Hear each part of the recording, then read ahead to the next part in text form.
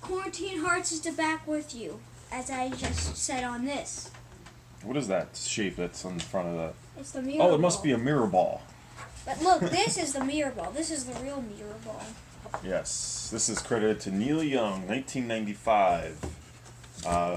And what's not noted on it is who he's playing with. His band is not not Crazy Horse, Stray Gators, anyone like that. It's Pearl Jam. Pearl Jam. And 90s darlings. yes. So Pearl Jam, Jeff Ament, bass player, Mike McCready, Stone Gossard, and Eddie Vedder, who's only barely on this album, which we'll talk about in a second. But The drummer, the one he was talking the drummer, about. yeah, who did he talk about? Somebody irons. Yeah. He said he's playing his butt off. So he played his A off.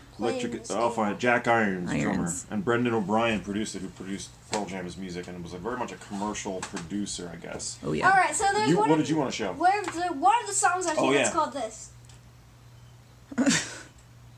What is it? I don't know. Peace and love. Oh, peace and love. Peace and love. Like Ringo Starr says. Peace and love, peace and love.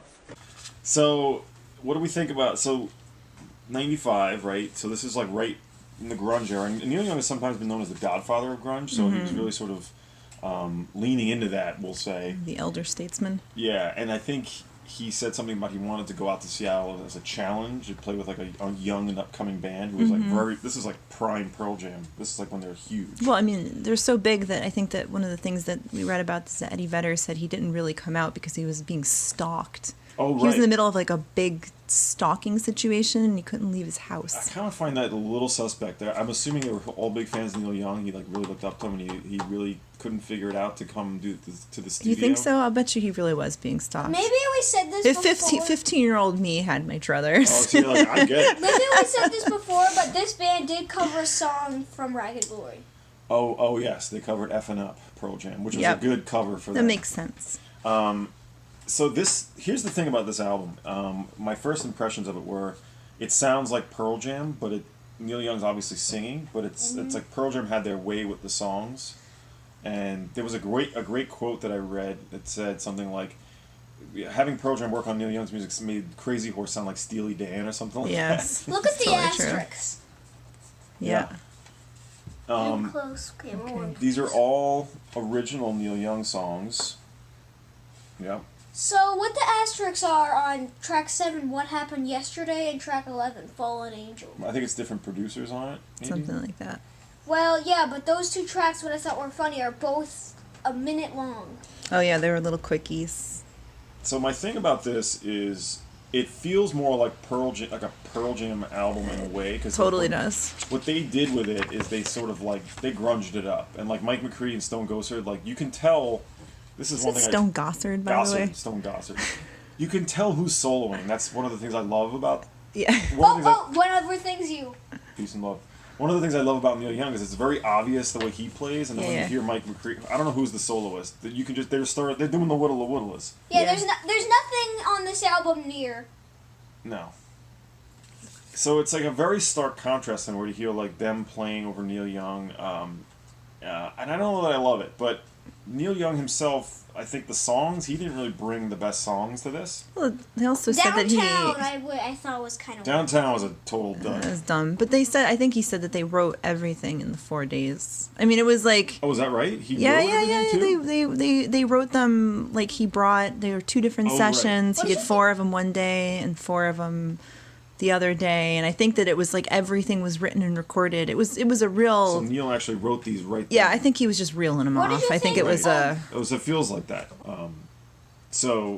But that makes sense. I didn't quite pick up on that. Like, these weren't like reserves from Neil Young's Oh, archive. no. Like, he's like, oh, I'm going to work with Pearl Jam. Let me see what I can come up with. No, he's thinking he just churned him out. But he didn't. It was the thing he said. Something was funky.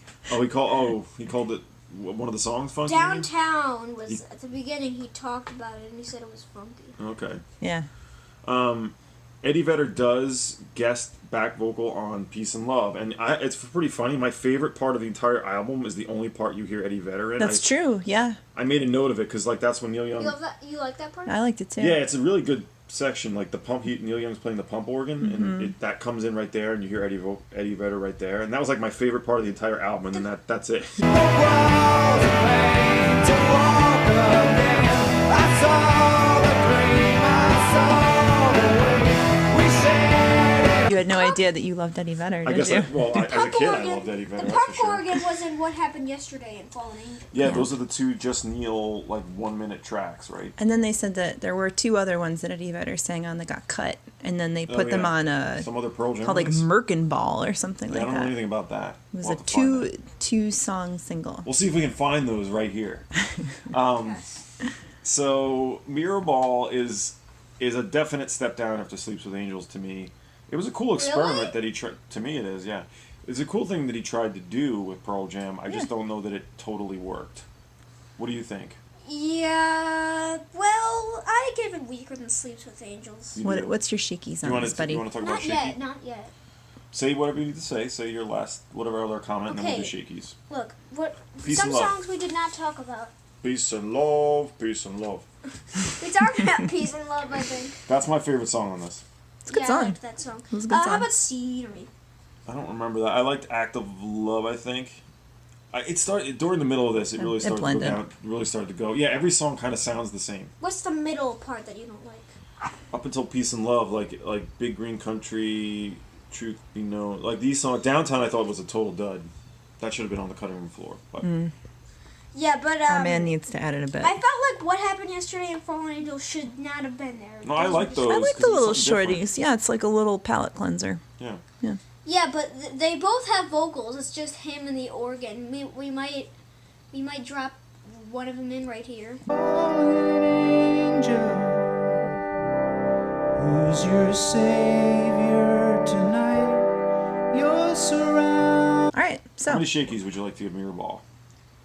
Well, I just wanted to say one more thing. Like, Scenery. Do you remember Scenery? We already talked about The Scenery. 10th track? No, we did not. you did. It's 9 minutes long. Okay. Cool. So again, this is the part where he should editing. Yes, I did talk about that last time. Neil Young is starting to need some editing. He needs to be Yes. better about editing. Yeah, not all Neil is necessary, Neil. I'm giving this 6 shakies. Okay. 6 Shakies. Okay, I have 5. 5 was my feeling for it the whole time. It's by no means horrible, but it's kind of bland. And Pearl Jam. I mean, I don't think it was really on them. It's more on Neil Young on this. He didn't bring the best songs, and Pearl Jam didn't really do anything surprising with it. How many shakies do you give Downtown? That's a 0. I did not like Downtown. Yeah. But otherwise, the songs are just okay. Like I said, Pearl Jam didn't really. They didn't hurt the album, but they also didn't bring anything great to it. Well, What's- this is what I personally. I'm also going to give it 5 shakies, We but think alike. I did. Well, we are. Yeah, we've. Something happens after 20 years being together. Yeah, that's a good point. But I think, unlike what you said, where you said that, like, it, you know, that, what was your comment that you said you didn't think it actually worked? I think it worked exactly as it was supposed to. I think this sounds very much like I would, exactly like I would imagine a Neil Young with Pearl Jam record. And I agree that maybe he didn't bring the best stuff, and I think that he, as the elder statesman of grunge, as old man Neil, probably should have been leading that a little bit more, because I think that it's kind of like when you have, you know, just talking about this with those Star Wars movies, you have like talent, and it's just not utilized, like Yeah. bad direction. Like clearly they can all play. Those guys can all play. Right, like if he would have said, If he would've was tried to like, direct them if a he little tried to bit. harness gave- that and do something with that, I think it could have been interesting and cool. But also, like, you They're know, also pretty young at that time. they, Like, oh very young yeah, band. and also, I mean, I think if I was listening to this at the time when I was listening to Pearl Jam, I probably would have been like, oh, it's great. It's just like Yeah. we've just like It's dated. it's dated, and we've moved past that kind of thing because we're not teenagers in 1995 anymore. It's funny how Sleeps with Angels sounds so fresh and so varied. And Well, interesting. that's the thing. He could have done something different with Yeah. it. He Yeah, could have, but he look, didn't. if He you wanted gave- to rock maybe again. If you Maybe he gave, did. If you gave what's it called? If you gave Downtown a 0, the album a 5, what would you give Peace and Love? That's a good song. 7.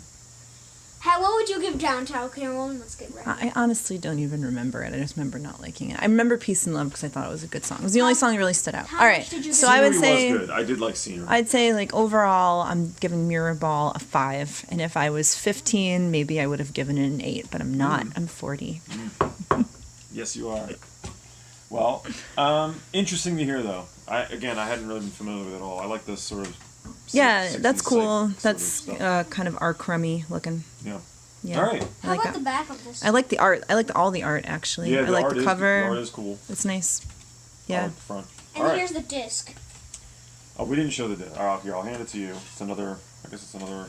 And Ball. this thing is all about balls. That's cool. Yeah, packaging's nice. All right. So next we have one of my favorites coming up, and I know Dead yours, Miss Camerawoman, the What's Dead Man that? soundtrack. Ooh, that's one of my all-time favorite movies. We're burying the lead a little bit. If that's All right. okay. Okay. Yeah, bye.